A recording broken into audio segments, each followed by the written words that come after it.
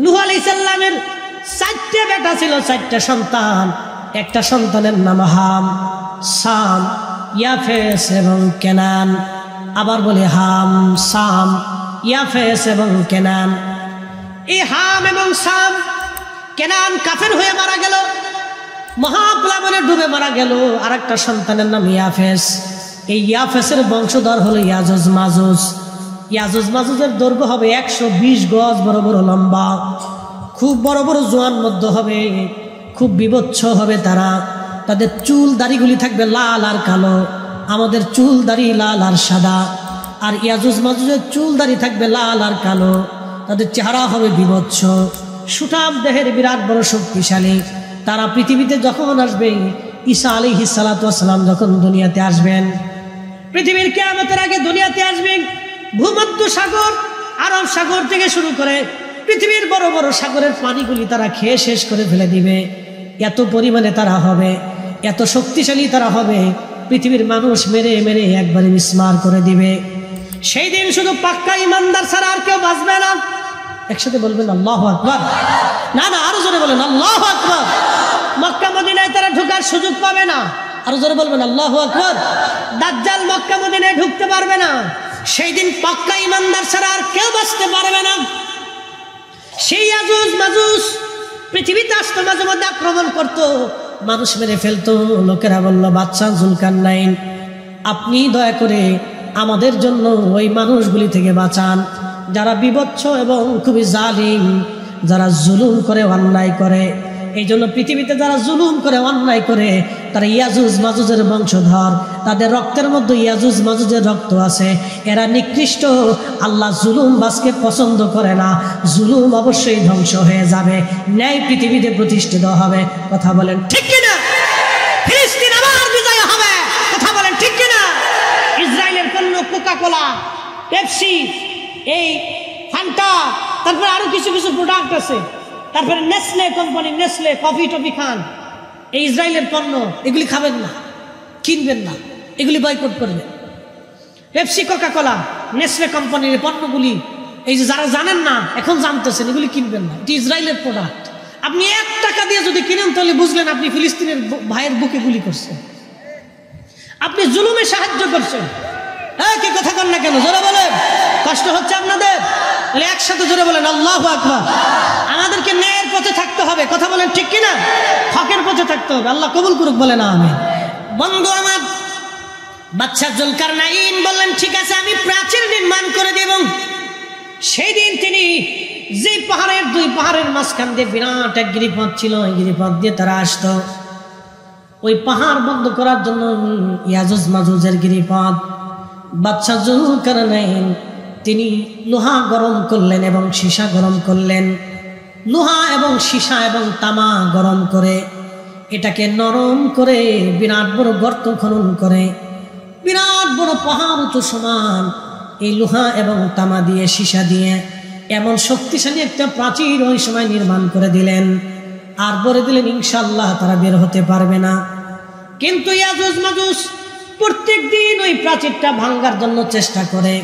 তারা মানব জাতির একটা অংশ, কিন্তু খুবই শক্তিশালী। ওই প্রাচীরটা ভেঙে ফেলে দেওয়ার জন্য চেষ্টা করে। সন্ধ্যা থেকে, এই সকাল থেকে সন্ধ্যা পর্যন্ত তারা চেষ্টা করে এটা ভাঙার জন্য। সন্ধ্যা যখন লাগে তখন একেবারে শেষ প্রান্তে তারা চলে আসে। ওদের যিনি রাজা আছে, এই রাজা সর্দার, সে বলে যে চলো, সন্ধ্যা লেগে গেছে, আগামীকাল আবার আমরা খুঁজবো, এই প্রাচীর ভেঙে আমরা পৃথিবীতে আক্রমণ করব। কিন্তু সকালবেলা এসে তারা দেখে পুনরায় সেই প্রাচীর আবার নির্মাণ হয়ে যায়। আল্লাহর নবী বললেন, কিয়ামতের আগে ঈসা রূহুল্লাহ আলাইহিস সালাম যখন দুনিয়াতে আসবেন, তখন ইয়াজুজ মাজুজ দুনিয়াতে আসার আর সময় আসবে। তখন ওই যিনি সর্দার থাকবে, তিনি প্রাচীর ভাঙ্গার যখন সন্ধ্যাবেলা আসবে, সন্ধ্যা আসার সময় প্রাচীর ভেঙে একেবারে শেষ প্রান্তে চলে আসবে, তখন ওই যিনি সর্দার থাকবে তিনি বলবে, চলো আমরা ফিরে যাই, কালকে সকালবেলা আবার আমরা আসবো, ইনশাআল্লাহ কালকে আমরা এটা ভেঙে ফেলবো। এত কোটি লক্ষ বছর পার হয়ে যাবে, তারা ইনশাআল্লাহ বলবে না। হাজার হাজার বছর চলে যাবে, ইনশাআল্লাহ বলবে না। কিন্তু যেই দিন ইনশাআল্লাহ বলবে, সেই দিন প্রাচীর তারা ভেঙে ফেলে দিয়ে দুনিয়ার মধ্যে তারা এত দ্রুত গতিতে ছড়ায় যাবে যে ভূমধ্য সাগরের মধ্যে কোনো পানি থাকবে না, কোনো নদীর পানি তারা অবশিষ্ট রাখবে না, সব খেয়ে দিয়ে একবারে সাবার করে দিবে। মানুষ মেরে মেরে সাফ করে ফেলবে, পৃথিবীতে বিভৎস লেগে যাবে, ইমানদার ছাড়া কেউ বাঁচতে পারবে না। সমস্ত মানুষেরা হযরতে ঈসা রুহুল্লাহ আলাইহিস সালাতু ওয়াস সালামের কাছে যাবে, ওগো আল্লাহর নবী, আপনি তো এই নবীর উম্মত হয়ে আসছেন, আপনার দোয়ার বরকত আছে, ইয়াজুজ মাজুজের অত্যাচারে আমরা ধ্বংস হয়ে যাচ্ছি, পৃথিবী নিশ্চিহ্ন হয়ে যাচ্ছে, আপনি ওদের জন্য বদদোয়া করে দেন। হযরতে ঈসা রুহুল্লাহ আল্লাহর দরবারে হাত বাড়াবেন, রাব্বি, এত বড় শক্তিশালী জাতি, যাদের সাথে যুদ্ধ করার মতো সেনাবাহিনী আমাদের নাই, আল্লাহ তুমি এই জাতিকে ধ্বংস করে দাও। দেখবেন ইসরায়েল একদিন ধ্বংস হবে, আল্লাহর দরবারে এমন একজন হাত বাড়ায় কেটে ফেলবে যার হাত আমার আল্লাহ আসমান থেকে ফিরাবে না। কি কথা বলেন, ঠিক না বেঠে? মনোযোগ দেন, তখন আল্লাহর দরবারে হাত দোয়া কবুল হয়ে যাবে। ওদের ঘাড়ের উপরে এক ধরনের পোকা সৃষ্টি হবে, পোকা পোকা পোকা সৃষ্টি হবে ঘাড়ের উপরে। আমাদের ঘাড়ের এখানে দেখবেন একটা উঁচু জায়গা আছে, হাড্ডির মতো একটা জায়গা থাকে, এই জায়গাটা ওদের পোকার সৃষ্টি হবে। এই পোকা সৃষ্টি হয়ে যাওয়ার পরে কোটি কোটি কোটি বিলিয়ন কোটি কোটি আজুজ মাজুজ মারা যাবে, রাতারাতি পোকায় তারা মারা যাবে, সারা পৃথিবী গন্ধে ছড়ায় যাবে, এত পরিমাণে গন্ধ হবে, ওই গন্ধে মানুষ টিকতে পারবে না। আবার তারা ঈসা রুহুল্লাহর কাছে যায়, বলবে, ওগো আল্লাহর নবী, এত দুর্গন্ধ, বেঁচে থাকা দায় হয়ে গেছে, আপনি এই পচা থেকে বাঁচানোর জন্য আল্লাহর দরবারে দোয়া করে দেন। আল্লাহর নবী ঈসা রুহুল্লাহ আলাইহিস সালাম হাত তুলবে, রাব্বি, সারা পৃথিবী গন্ধ ছড়ায় গেছে, আল্লাহ আপনি পচা সরায় দেন। মুসুলধারে একাধারে 7 দিন, মতান্তরে 40 দিন পর্যন্ত বৃষ্টি নামবে। আল্লাহু আকবার! না না, আরো জোরে, আরো জোরে, জোরে জোরে। বৃষ্টি কার রহমত? জোরে বলেন, কার? ওই আপনাদেরকে আল্লাহ উপকূলবাসীদেরকে কষ্ট দেয়, কিন্তু সারা বাংলাদেশের মানুষকে আল্লাহ আরাম দেয়। আপনাদের এই কষ্টের বিনিময়ে সারা বাংলাদেশে আল্লাহ আরাম দিয়ে দেয়। ফসা গলা, ময়লা, আবর্জনা, বিবর্জনা, রোগ বিধি বৃষ্টির সাথে আল্লাহ ভাসায় নিয়ে চলে।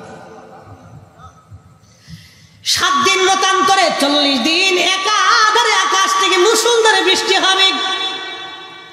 ওই বৃষ্টির পানিতে ইয়াজুজ মাজুজের লাশগুলি ভাসায় ভাসায় আল্লাহ সমুদ্রে নিয়ে চলে যাবে, সারা পৃথিবী পয়জন মুক্ত হয়ে যাবে। আল্লাহ নবী বলেন, উম্মতেরা, হযরত ঈসা নবী এবং ইমাম মাহদী সারা পৃথিবীতে এইরকম ভাবে ন্যায় ইনসাফ প্রতিষ্ঠিত করবে, কোনো সুদ থাকবে না, ঘুষ থাকবে না, কারো জমিন অন্যায়ভাবে দখল করবে না, হত্যা হবে না, কারো মাথায় বাড়ি মারবে না, কারো অন্যায়ভাবে ঘুষি দেবে না, কারো জমিন কেড়ে নেবে না, কারো মেয়ে নিয়ে কেউ পালিয়ে যাবে না, কারো ইজ্জতে কেউ হাত দেবে না, কাউকে বকা দিবে না, কাউকে গালি দেবে না। অন্যায় জুলুম পৃথিবী থেকে নিশ্চিহ্ন হয়ে যাবে, মিসমার হয়ে যাবে সেই দিন। এমনকি কোনো পশুর সাথে সেই দিন জুলুম করবে না। আল্লাহ নবী বললেন, সেই সময় আল্লাহর জমিন আল্লাহ এত পরিমাণে নিয়ামত দিবে, এত পরিমাণে আল্লাহ বরকত দিবে যে একটা আনারের ফল দিয়া সারা গ্রামের মানুষকে শেষ করতে পারবে না। একটা গাভীর দুধ দিয়ে সারা গ্রামের মানুষ খাবে, কিন্তু গাভীর দুধ সেই দিন শেষ হবে না। একবার জোরে বলা যাবে কি মারা হবা? বুঝতে অসুবিধা হয়? এই নিয়ামতটা একটা কারণে হবে, ন্যায়ের কারণে। আমাদের বাংলাদেশের মানুষের তকদির চেঞ্জ হয় না কেন জানেন? ন্যায় নাই। কি কথা বল না কেন? মামলা যে করে সে অর্ধেক মিথ্যা লেখে, অর্ধেক সত্য লেখে। মামলা করার আগে উকিলের কাছে যা পরামর্শ করে যে কিভাবে মামলা সাজাইলে মামলাটা জটিল হবে। মামলার শুরুটাই হয় মিথ্যা দিয়ে। বাংলাদেশের 100% মামলা, 99% মামলা মিথ্যা। আমি কিন্তু খারাপ বলি না, ডোন্ট মাইন্ড, খারাপ নিবেন। মামলার শুরুটা হয় মিথ্যা দিয়ে, তখন প্রশাসন চিন্তা করে এটার স্টার্টই হয়েছে মিথ্যা দিয়ে, এটা শেষও হবে মিথ্যা দিয়ে। এই জন্য সবাই কয় খালি মাল নিয়ে আসে।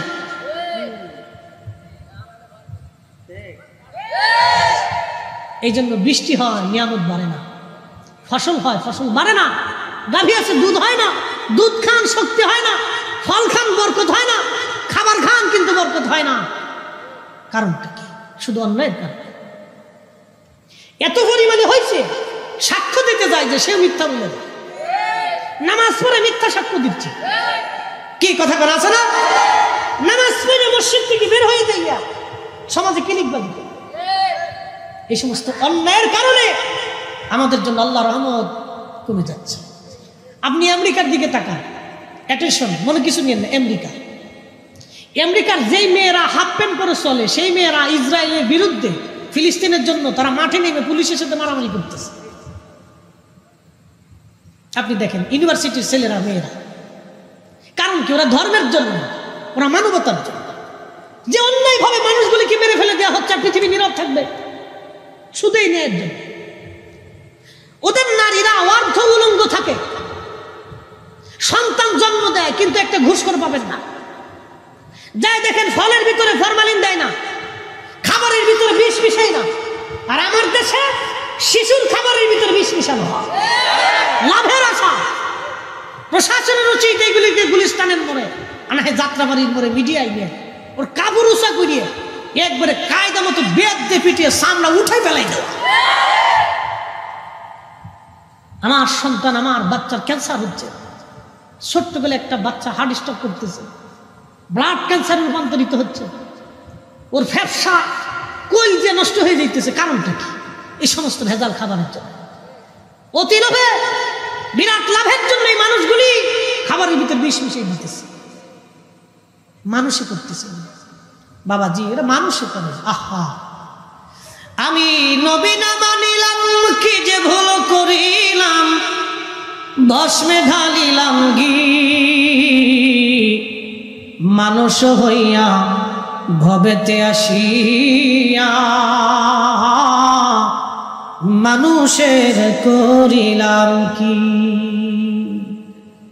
মানুষ হইয়া ভবেতে আসিয়া মানুষের করিলাম কি।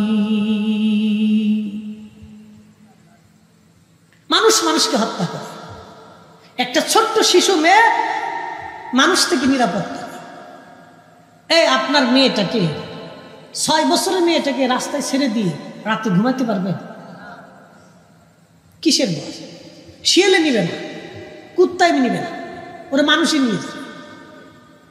তার মানে অর্থ হচ্ছে আমরা পশু পাখি শিয়াল কুত্তার চাইতেও নিকৃষ্ট হয়ে গেছি। আমরা মানুষ নামের মানুষ কলঙ্ক হয়েছি, মানুষ নামের মানুষ হতে পারি নাই। কথা বলেন ঠিক না?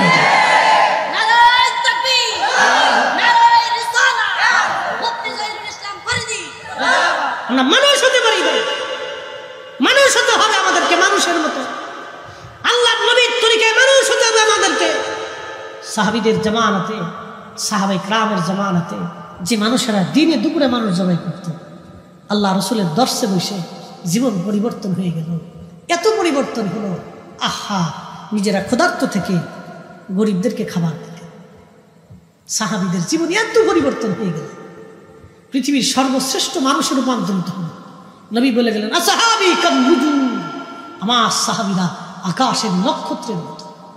একসাথে বলা যাবে না আল্লাহু আকবার? পৃথিবীর শ্রেষ্ঠ মানুষের রূপান্তরিত হবে। কারণ কি? রাসূলের দর্শে বসে মানুষের মতো মানুষ হয়ে গেছে। প্রিয় সাথীরা মুসলমান,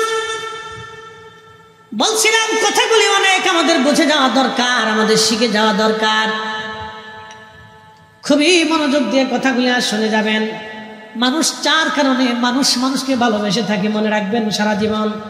4 কারণে মানুষ মানুষকে ভালোবাসে। 1 নম্বর জামালিয়াত, 2 নম্বর কামালিয়াত, 3 নম্বর কারাবাত, 4 নম্বর এহসান। জামালিয়াত, কামালিয়াত, কারাবাত, এহসান। জামালিয়াত মানে সৌন্দর্য। মানুষ যদি সুন্দর হয় দেখবেন তারে খুব মহব্বত করে।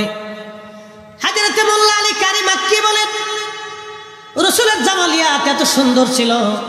হালিমাতুস সাদিয়া রাদিয়াল্লাহু আনহা সুদূর তায়েফ থেকে মক্কায় আসছে বাচ্চা নেওয়ার জন্য, ধাত্রী মা হওয়ার জন্য তিনি আসছেন। হযরত হালিমাতুস সাদিয়া বলেন, দুনিয়ার মানুষ, আমি মক্কায় আসলাম, সারা মক্কা খুঁজে খুঁজে দেখি একানো ঘরের মধ্যে কোনো বাচ্চা নাই, ধনীরা সব আগে বাচ্চাদেরকে নিয়ে চলে গেছে। আমার উট ছিল দুর্বল, গাধা ছিল দুর্বল, আমি সবার পিছনে চলে আসলাম। সবাই যখন বাচ্চা কাচ্চা নিয়ে ফিরে যায় তখন আমি মক্কায় ঢুকতে লাগলাম। স্বামী আমাকে বলল, হালিমা একেবারে শূন্য চলে যাব, কিছু তো নিয়ে যাওয়ার দরকার। বলে বাচ্চা তো একটা বাচ্চা আছে, তার নাম মোহাম্মদ, বাবার নাম আব্দুল্লাহ, মায়ের নাম আমেনা। বাবা মৃত, সন্তানটা এতিম, দাদার ঘরে থাকে। কে তার ভরণ পোষণ দিবে, কে তার পয়সা দিবে?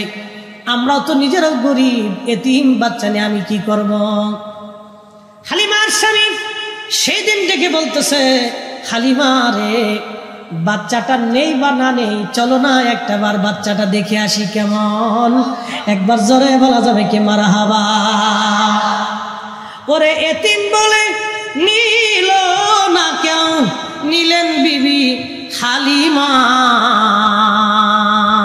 ঠিক কিনা? এতিম বলে সেদিন কেউ থেকে নেই নাই, কিন্তু হালিমা রাদিয়াল্লাহু আনহা নিলেন। হালিমা বললেন, আমি গেলাম, যাওয়ার পরে হযরত আমেনার ঘরে ঢুকলাম, দেখি তার বক্ষ মোবারকের উপরে সাদা রেশমের একটা কাপড় দিয়ে আবৃত করা, তার নিচে সবুজ একটা রেশমের কাপড় দিয়ে ঢেকে দেওয়া, এত সুন্দর সুঘ্রাণ। আমি ঘরের মধ্যে ঢুকে দোলনার পাশে গেলাম, দোলনার মধ্যে শোয়ানো ছিল, নবী ঘুমিয়েছিলেন।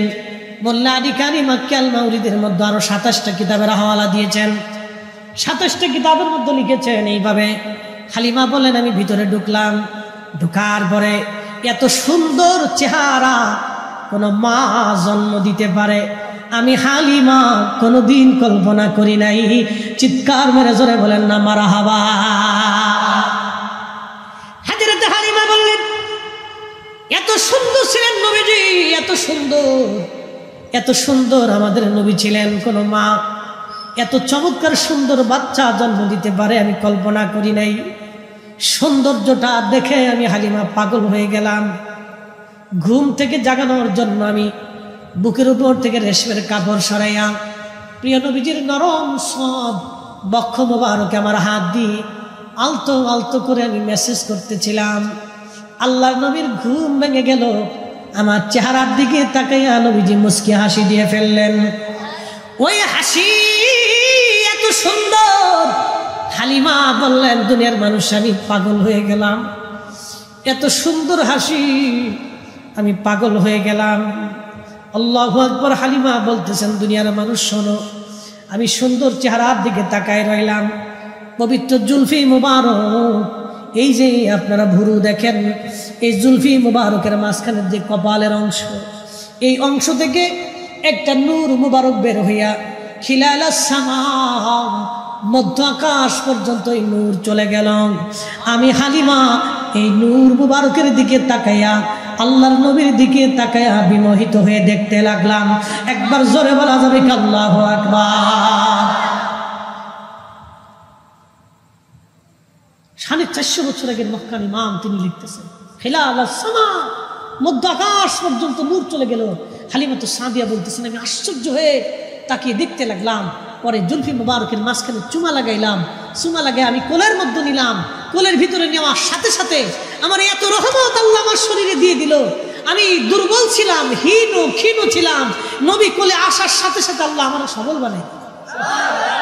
আমার উট লাফাইতে লাগলো, লাফাইয়া দৌড়াইয়া আমার উট কাবা শরীফের সামনে যায় সেজদায় পড়ে গেল। না না, একসাথে বলেন আল্লাহু আকবার, আরো জোরে বলেন আল্লাহু আকবার।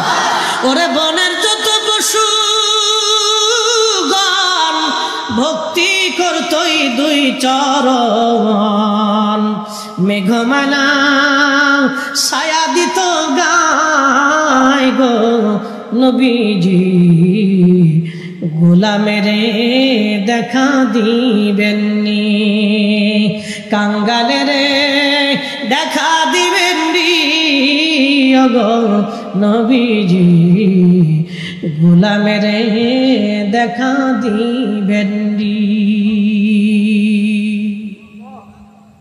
হযরত হালিমা বললেন, উট দূরে যা কাবার সামনে সেজদার মধ্যে পড়ে গেল নবী পাইয়া। এরপরে আমি গাধার উপরে চললাম, আমি আমার রসুলকে কোলের মধ্যে নিলাম। সাইয়েদা আমেনা রাদিয়াল্লাহু আনহা তিনি আমাকে মুহাম্মদ আমিনকে কোলের মধ্যে দিয়ে বলেন, হালিমা তুমি জানো আমার সন্তানের শান কি? হালিমা আমার সন্তান সম্পর্কে তোমার তেমন কোনো ধারণা নাই।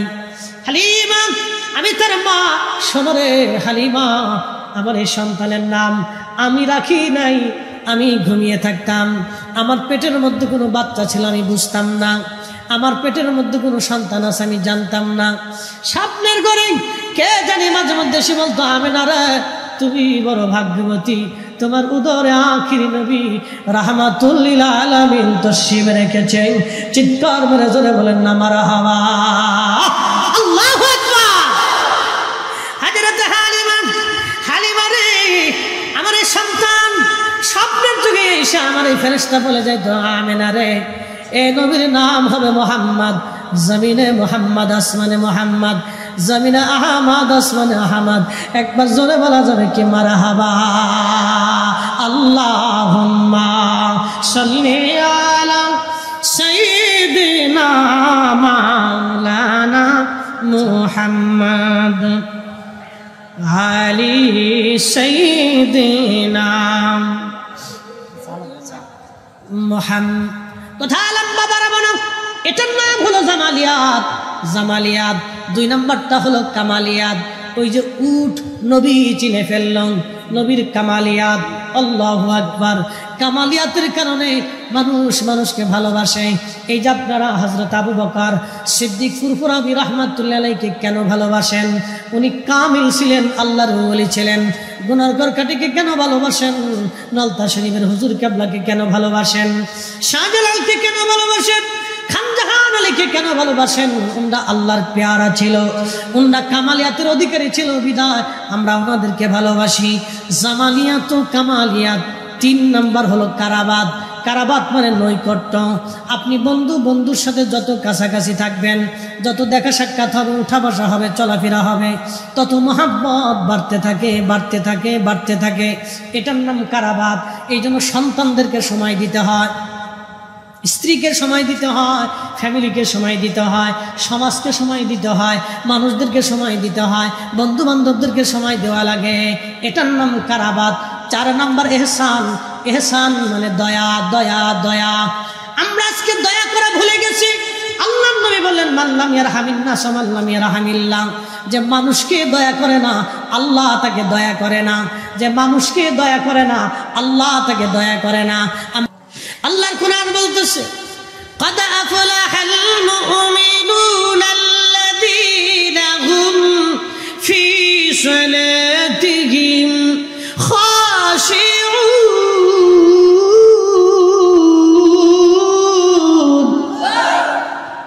কোরআন শরীফ ভালো লাগে? একসাথে আবার জোরে বলুন আল্লাহু আকবার।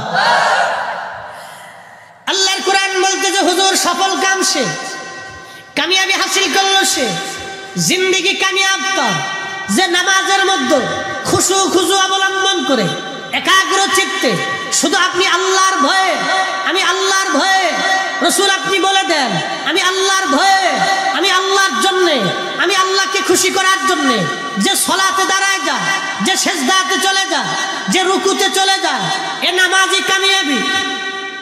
সেই প্রকৃত মুমিন, সেই সফল কাম হবে, নতুবা সফল কামের আর কোনো সুযোগ নাই। এজন্য সালাত আল্লাহর জন্য হবে, নামাজ আল্লাহর জন্য হবে। সমাজের ডরে নামাজ হবে না, নামাজ হবে আল্লাহর ভয়ে। আল্লাহর জন্য নামাজে দাঁড়াবেন। কালকে জুমার দিন আসতেছে, এই জুমার দিনের ফজিলত আল্লাহ রাসূল উম্মতকে বলেন, উম্মতেরা জুমার দিন আযান পড়ার সঙ্গে সঙ্গে ইয়া আইয়ুহাল্লাযীনা আমানু ইযা নুদিয়া লিস-সালাতি মিন ইয়াউমিল জুমআতি ফাসআউ ইলা যিকরিল্লাহি ওয়া যারুল বাই'। এ ঈমানদার, জুমার নামাজের আযান যখন পড়ে যায়, তুমি বেচা বিক্রি বন্ধ করো, ব্যবসা বন্ধ করো, চাকরি বন্ধ করো, ক্ষেত খামার বন্ধ করো, সংসার বন্ধ করো, গরু ছাগল বন্ধ করে দাও, বেচা বিক্রি বন্ধ করো, সমাজ কামাজ বন্ধ করো, তোমার জীবনের সব চাহিদা বন্ধ করো। এখন নামাজের জন্য রেডি হও। নামাজের জন্য তৈরি হও, আল্লাহর স্মরণে মসজিদের দিকে তুমি ধাবিত হও। দালিকুম খায়রুল লাকুম ইন কুনতুম তা'লামুন। যদি তুমি বুঝো এটার ভিতরে বিরাট কল্যাণ নিহিত আছে। আল্লাহ নবী বললেন, জুমার দিনে যে মুসল্লি গোসল আদি করিয়া সুন্দর পোশাক পরিয়া চমৎকার পোশাক পরিয়া পায়ে হেঁটে হেঁটে হেঁটে হেঁটে মসজিদে চলে যায় আদবের সাথে, মসজিদের প্রথম কাতারে ইমামের কাছাকাছি বসে আদবের সাথে খুতবা শুনে ধীর স্থিরতার সাথে নামাজ আদায় করে খুব আদবের সাথে বের হইয়া আবার হেঁটে হেঁটে হেঁটে হেঁটে বাড়ি চলে আসে। সুনান তিরমিজিতে বিশুদ্ধ সনদে আল্লাহর নবী বললেন, উম্মতেরা শুনে নাও, প্রত্যেক কদমে কদমে আমার আল্লাহ 1 বছরের নফল রোজা এবং নফল নামাজ 1 বছর একটানা করলে যে নেকি হয়, প্রত্যেক কদমে কদমে আল্লাহ ওই জুমার মুসল্লির কদমে কদমে আল্লাহ নেকি লিখে দেয়। না না, আরো জোরে বলেন আল্লাহু আকবার। মসজিদে জুমার নামাজে যাবেন, ধীর স্থিরতার যাদের সাথে যাবেন। অনেকে মসজিদে যায় হইচই করে, হই হুল্লা করে, চিল্লা ফাল্লা করে, লাফালাফি করে, সালিশ দরবার করে, এই গল্প সেই গল্প, এই আলাপ সেই আলাপের অত হয়ে যায়। না না না, আবার বলে দিয়ে যায় ধীর স্থিরতার সাথে পায়ে হেঁটে হেঁটে হেঁটে হেঁটে আদবের সাথে ইমামের কাছাকাছি বসে খুতবা শুনবে, ধীর স্থিরতার সাথে নামাজ আদায় করবে ভদ্রচিতভাবে, আবার পায়ে হেঁটে হেঁটে হেঁটে হেঁটে বাড়িতে চলে আসবে। আল্লাহ নবী বললেন, প্রত্যেক কদমে কদমে 1 বছরের নফল রোজা এবং নফল নামাজ পড়লে যে নেকি হয়, আল্লাহ বান্দার আমল নামা সেই নেকি লিখে দিবে। একবার জোরে বলা যাবে কি সুবহানাল্লাহ। আজকে আপনি মাহফিলে আছেন, আমি ফরিদি সাহেব মাহফিলে আছি, বাড়ি পর্যন্ত যাওয়ার সুযোগ নাও আসতে পারে, আজকে যদি আমি মারা যাই, কালকে মাগরিবের আগে আমার আপনার দাফন হবে, সবাই বলবে সন্ধ্যার আগেই দাফন করে দাও। তারপর আরেকটা কথা আছে, বিজ্ঞানের গবেষণায় 24 ঘন্টা পরে প্রত্যেক মানুষের পায়খানার রাস্তা দিয়ে একটা পোকা বের হইয়া তামাম শরীরের মধ্যে ছড়ায় যায়। ওই পোকাটা খালি চোখে দেখা যায় না, ওই পোকাটা সমস্ত শরীরের মধ্যে ছড়ায় যায়। 24 ঘন্টায় কিন্তু মানুষের শরীর পচে না। ওই পোকাটা পায়খানার রাস্তা থেকে বের হয়ে আসে, পেটের ভিতর থেকে সারা শরীরের মধ্যে ছড়ায়া পচা দুর্গন্ধ, বিশ্রী দুর্গন্ধ মানুষের মধ্যে ছড়ায় যায়। যেই প্রাণের স্ত্রীর জন্য আপনি সুদ খাইলেন, ঘুষ খাইলেন, অন্যায় করলেন, সেই স্ত্রীও তাড়াতাড়ি বলবে দাফন করে দেন, গন্ধ ছড়ায় গেছে, গন্ধ ছড়াইছে। যে সন্তানের জন্য হারাম খাইছে, ওই সন্তান বলবে গন্ধ, বাবারে তাড়াতাড়ি কবরে দিয়ে দেন। আল্লাহর কসম, এটাই ছিল সত্য মানুষের জীবন। আহা, মানুষ যদি বুঝত তার রাব যে তার আপন, তার রসুল যে তার আপন, মানুষ যদি বুঝতো তার রাব আপন, তার রসুল আপন, সৃষ্টি তার কে মানুষের কেউ আপন হয় না, সব পর হয়ে যায়। আল্লাহর কোরআন বলতেছে, আইয়ুহাল্লাযীনা আমানু লা তুলহিকুম আমওয়ালুকুম ওয়ালা আওলাদুকুম আন যিকরিল্লাহ।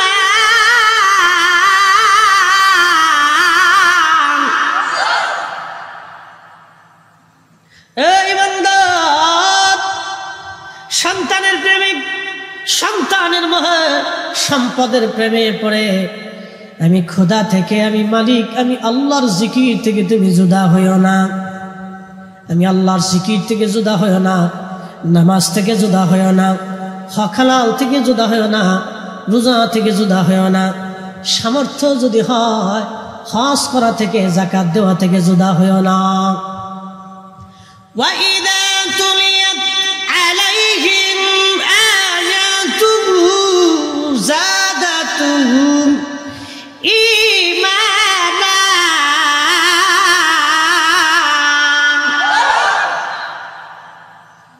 ওয়াইদা তুলিয়াত وإذا تليت عليهم آياته زادتهم إيمانا কোরআন বলতেছে তারা মুমিন যখন তাদের অন্তরে আল্লাহর স্মরণ কোরআনের আয়াতগুলি তেলাওয়াত করা হয়, যারা মুমিন তাদের অন্তরে ঈমান বেড়ে যায়, ভালো লাগে ভালো লাগে ভালো লাগে, আরো শুনতে তাদের মন চায়। আর যারা মুমিন বেঈমান কোরআনের আলোচনা শুনলে তাদের গায়ে জ্বালা ধরে যায়। কথা কোন ঠিক কিনা? সত্যবাসী মা বোনেরা শুনিয়া যান, এই জন্য প্রত্যেক ঘরে ঘরে কোরআনের আওয়াজ দরকার। আগের যুগে দেখেছি দাদি নারীরা ভাঙ্গা ভাঙ্গা গলায় কোরআন পড়তো, অত বিশুদ্ধ ছিল না, কিন্তু ভাঙ্গা ভাঙ্গা গলায় কোরআন পড়তো। যদিও এত বিশুদ্ধ ছিল না, কিন্তু ইখলাস ছিল অন্তরের মধ্যে, এত বেশি ইখলাস ছিল। তারা প্রত্যেক দিন সকালবেলা কোরআনের আওয়াজ দিত। প্রত্যেক ঘরে যদি সূরা বাকারা তেলাওয়াত হয়, মনে রাখবেন সূরা বাকারা প্রত্যেক ঘরে যদি তেলাওয়াত হয়, ওই ঘরে জিন ভূত প্রেত শয়তান বদমাশ বালা মুসিবত ওই ঘরের ভিতরে প্রবেশ করতে পারে না। একবার জোরে বলা যাবে কি মারহাবা। সূরা বাকারার ফজিলতে আসছে। সূরার নাম কি? জোরে বলেন, জোরে বলেন, জোরে জোরে। সূরা বাকারা।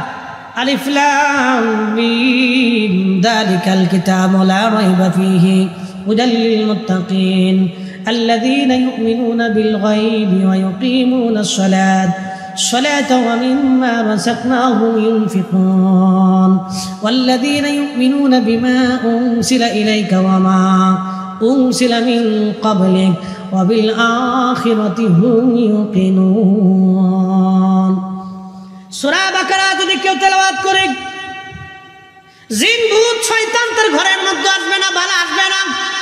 সহিহ বুখারী শরীফের ভিতরে ফাজাইলুল কুরআনের ভিতরে এসেছে, আল্লাহর নবীর সাহাবী আবু হুরায়রা রাদিয়াল্লাহু আনহু বলেন, আল্লাহর নবী আমাকে বললেন, আবু হুরায়রা বাইতুল মাল তুমি পাহারা দেবা।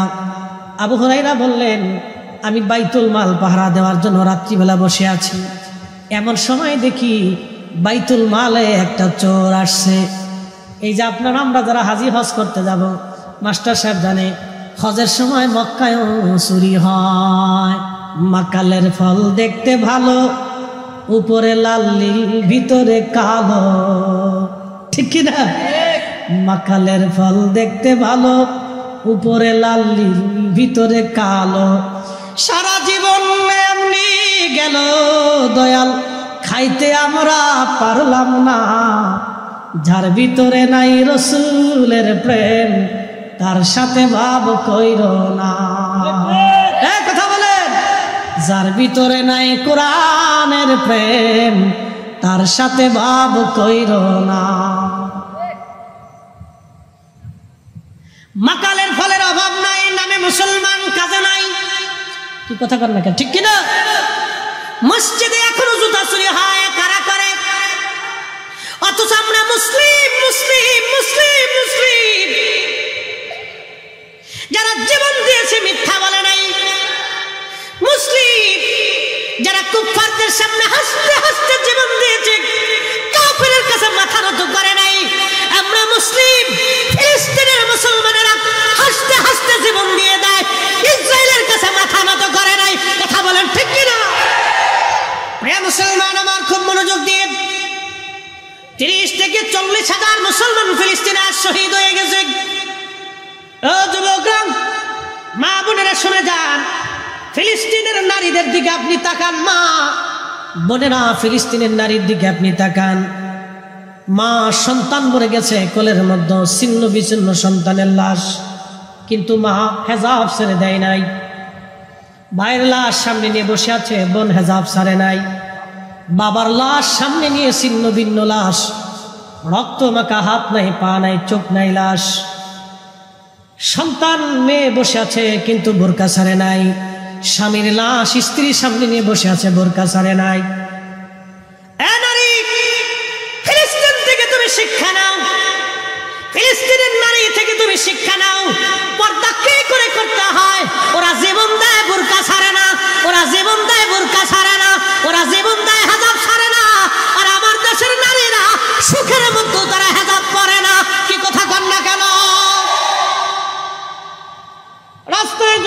চটপটি হাউস, ফুচকা হাউস, জায়গায় জায়গায় রেস্টুরেন্ট হয়েছে। আমি মনে করছি রেস্টুরেন্ট না, এগুলো বেহাপনার নিবৃত জায়গা। কালকে নরসিংদী চলে গেলাম, যে চরে রাস্তা ছিল না সরকার রাস্তা করে দিয়েছে। ব্রিজ পার হয়ে যাওয়ার পরে চর এলাকা, দুই পাশ দিয়ে বিরাট বড় বড় রেস্টুরেন্ট পার্ক হয়ে গেছে। মুসল্লিরা বলল, হুজুর প্রত্যেক দিন বিকেল বেলা হাজার হাজার নারী পুরুষ, যুবক আর যুবতী, বুড়া মানুষ তো আর যায় না, একসের যুবক আর যুবতী, ফুচকা হাউস, রেস্টুরেন্ট, এটা সেটা। আহা কি বলবো, মনে হয় এটা ইউরোপের মতো হয়ে গেছে। নারীরা ঘর থেকে বের হইয়া পুরুষের সাথে রেস্টুরেন্টে যায়, যারা গল্প করে খাবার খায়, ও নারী জাতির কলঙ্ক। ওই নারীর ভিতর থেকে আগামীর মুসলমান, ভালো কোনো মুসলমান আশা করা যায় না। কথা বল না কেন?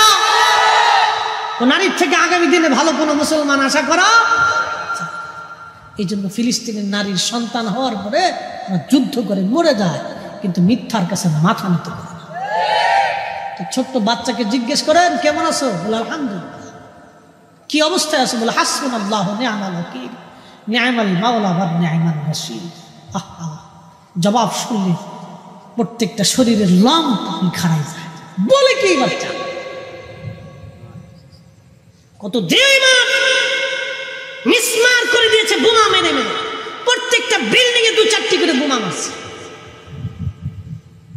একটা আবাদি শহর আজকে অনাবাদি করে দেওয়া হয়েছে, মাইলের পর মাইল, শুধু কালো আর কালো, পারদ আর পারদ, বারদ আর বারদ। ধ্বংসস্তূপের মধ্যে থেকেই তারা আল্লাহকে সাজদা দিচ্ছে। একটা বাচ্চাকে জিজ্ঞেস করা হলো, বলে ফ্যামিলির সবাই শহীদ হয়ে গেছে, শুধু আমি বেঁচে আছি। একটা বাবা মিষ্টি খাওয়াচ্ছে, মিষ্টি নাই তো চকলেট খাওয়াইছে সবাইকে। জিজ্ঞেস করা হলো, তুমি চকলেট খাওয়াচ্ছ কেন? বলে আমার ফ্যামিলি সব শহীদ হয়ে গেছে, আমার প্রত্যেকটা সন্তান শহীদ হয়ে গেছে, আমি খুশিতে মিষ্টি খাওয়াচ্ছি যে তারা জান্নাতে চলে গেছে, তারা জান্নাতে চলে গেছে, আমি খুশিতে মিষ্টি খাওয়াচ্ছি। পৃথিবীর সর্বশ্রেষ্ঠ জুলুম আজকে ফিলিস্তিনে হচ্ছে, পৃথিবীর নিকৃষ্ট জুলুম আজ ফিলিস্তিনের ভূখণ্ডে হচ্ছে। আপনি কল্পনা করতে পারবেন না, আমরা যখন আমাদের বাচ্চাদেরকে আদর করি, তখন ফিলিস্তিনের মায়েরা তার সন্তানদের মুখে খাবার দিতে পারে। পৃথিবীর বড় বড় বিবেকগুলি আজ নিঃসুপ, পৃথিবীর বড় বড় সেনাবাহিনীগুলি আজ নিঃসুপ, পৃথিবীর বড় বড় আমির উমরারা আজ নিঃসুপ। ওই জমিনে সাইয়েদনা ইব্রাহিম আলাইহিস সালাম যিনি ঘুমিয়েছেন, তিনি সেই খোদার খলিল, যিনি পৃথিবীর সবচেয়ে নিকৃষ্ট কুফফার বাচ্চা নমরুদের সামনে দৃঢ় চিত্তে দাঁড়িয়েছিলেন, মাথা নত করেন নাই, তাওহীদ রুবুবিয়তের দিকে তাকায়া আল্লাহর একত্ববাদের ঘোষণা তিনি দিয়েছিলেন। তিনি আমাদের মিল্লাতের বাবা ইব্রাহিম, সাইয়েদুনা ইব্রাহিম আলাইহিস সালাম ওই জমিনে ঘুমানো, ওই জমিনে ঘুমিয়ে আছেন। ওই ফিলিস্তিনিরা সাইয়েদুনা ইব্রাহিম আলাইহিস সালামের বংশধর। তারা হযরত ইব্রাহিম আলাইহিস সালামের দুইজন বিবি, একজন আম্মাজান সারা আর একজন হযরত আম্মাজান হাজরা। আম্মাজান হাজরার বংশধর বর্তমানে মক্কায়, আর আম্মাজান সারার বংশধর বর্তমান ফিলিস্তিন। আম্মাজান সারার সন্তান হযরত ইসহাক, হযরত ইসহাকের সন্তান হযরত ইয়াকুব আলাইহিস সালাম। ইয়াকুব আলাইহিস সালামের বংশধরদেরকে বনি ইসরাইল বলা হয়। বর্তমানে যারা ইসরাইল, তারা কিন্তু অরিজিনাল বনি ইসরাইল না। আল্লাহ সাইয়েদনা ইব্রাহিম আলাইহিস সালামের বংশধর, তারা বর্তমান ফিলিস্তিনিরা। বিরাট বড় প্রতাপশালী বাচ্চা, সারা পৃথিবীর বাচ্চা নমরুদ। সেই দিন ইব্রাহিম আলাইহিস সালামকে সামনে নিয়ে বলেন, ইব্রাহিম তুমি কোন খোদার ইবাদত করো? বলে আমি এক আল্লাহর ইবাদত করি। বলে ইব্রাহিম তোমার খোদার ক্ষমতা কি? বলে আমার খোদার ক্ষমতা আমি তোকে জিন্দা করেন, জিন্দাকে মৃত বানান। তুখরিজুল হাইয়া মিনাল মাইয়িতি ওয়া তুখরিজুল মাইয়িতা মিনাল হাই। আমার মালিকের ক্ষমতা হচ্ছে, আমার মালিক আমার আল্লাহ জিন্দা থেকে মরা বের করেন, মরা থেকে আমার আল্লাহ জিন্দা বের করেন, আমার মালিকের সেই ক্ষমতা। নমরুদ ডাক দে বলে, ইব্রাহিম ওই ক্ষমতা তো আমারও আছে। জেলখানা থেকে একটা আসামি ধরে নিয়ে আসে, একবারে নিরাপরাধ, যার কোনো অপরাধ নাই কিন্তু জেলখানায় আছে। ধরে নিয়ে এসে নমরুদ তাকে হত্যা করে ফেললো। অপরাধী মৃত্যুদণ্ডপ্রাপ্ত আসামিকে জেলখানা থেকে খালাস করে দিয়ে নমরুদ বলল, দেখ ইব্রাহিম, তোর খোদার যে ক্ষমতা সেই ক্ষমতা তো আমারও আছে। আমি একেবারে নির্দোষকে খালাস করে দিলাম, হত্যা করে ফেললাম, আর আসামিকে আমি হত্যা করে খালাস করে দিলাম। দেখ তো আমি বাঁচাই দিলাম, যেটা বাঁচবে এটা মেরে ফেললাম, ওই ক্ষমতা তো আমারও আছে। আল্লাহর খলিল দেখলেন এটা তো বেহায়া, এই বলদের সাথে তর্ক করা বৃথা। ডাক দে বলে, নমরুদ রে, আমার খোদার আর একটা ক্ষমতা আছে। বলে, কি ক্ষমতা বলো? আমার খোদা প্রত্যেক দিন পূর্বাকাশ থেকে সূর্য উঠাইয়া পশ্চিমে ডুবায় দেয়। তোর যদি ক্ষমতা থাকে নমরুদ, পশ্চিম দিকে সূর্য থেকে উঠাইয়া পূর্ব দিকে ডুবায় দেয় দেখি। নমরুদ ডাক দে বলল, না, এটা তো সম্ভব হবে না। নমরুদ জানে সূর্য পশ্চিম থেকে পূর্ব দিকে উঠানোর কোনো সুযোগ নমরুদের নাই। ওই দিন সারা পৃথিবীর বাচ্চা ছিল নমরুদ। পৃথিবীর মধ্যে 4 জনকে আল্লাহ তাম পৃথিবীর বাদশাহী দিয়েছেন। কিয়ামত পর্যন্ত আর কাউকে পৃথিবীর বাদশাহী আল্লাহ দিবেন না। 1 নম্বর হযরতে সুলাইমান আলাইহিস সালাম সারা পৃথিবীর বাদশা ছিলেন। 2 নম্বর বাদশা জুলকারনাইন। আহা, আল্লাহু আকবার, তিনি সাইয়্যিদুনা ইব্রাহিম আলাইহিস সালামের কাছে কালেমা পড়েছিলেন। বাদশা জুলকারনাইনকে আল্লাহ তাম পৃথিবীর বাদশাহী দিয়েছিলেন। তিনি হযরত ইব্রাহিম আলাইহিস সালামের কাছে কালেমা পড়েছিলেন। পৃথিবীর এমন কোন ইঞ্চি মাটি নাই, পৃথিবীর সূর্য ডুবে যেখানে অস্ত যায়, সমুদ্রের যেখানে সূর্য অস্ত যায় সেই পর্যন্ত বাদশা জুলকারনাইন সফর করেছিলেন। যেখান থেকে সূর্য উদিত হয় সেইখান পর্যন্ত বাদশা জুলকারনাইন গিয়েছিলেন। একবার জোরে বলা যাবে কি আল্লাহু আকবার? তেলের গাড়ি তেলে চলে,